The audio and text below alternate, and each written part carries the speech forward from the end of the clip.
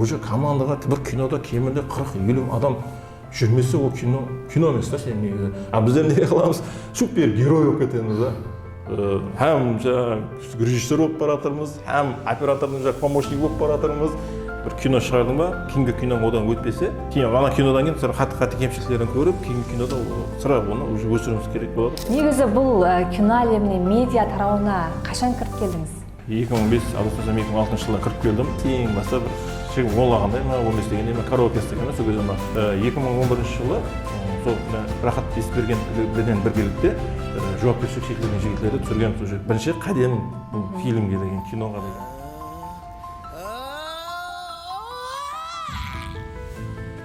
Bir kinoның өзі кемінде 3 миллиард, 4 миллиард ақша болмаса ол киноны шығарып ақсат емес. Bir ресторанда сондай съемкамыз бар еді, Маубек ішіп басшылау болып қалады да, сондай сахнамыз сондай сахналастырылған еді. Ислам Мархабаев операторымыз бар.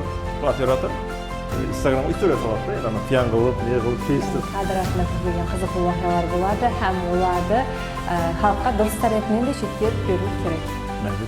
Ең болсын сериалы түсіріліп бастаған еді, яғни съемка жұмыстары. Ал бірақ кейінгі уақытларда біз оны жоғалтып алдық, яғни сериал не үшін шықпай қалды, не үшін тоқтап қалды? Проекті жұмақлап, сентябрьдің ақырына дейін береміз деген уәде болып еді негізінде.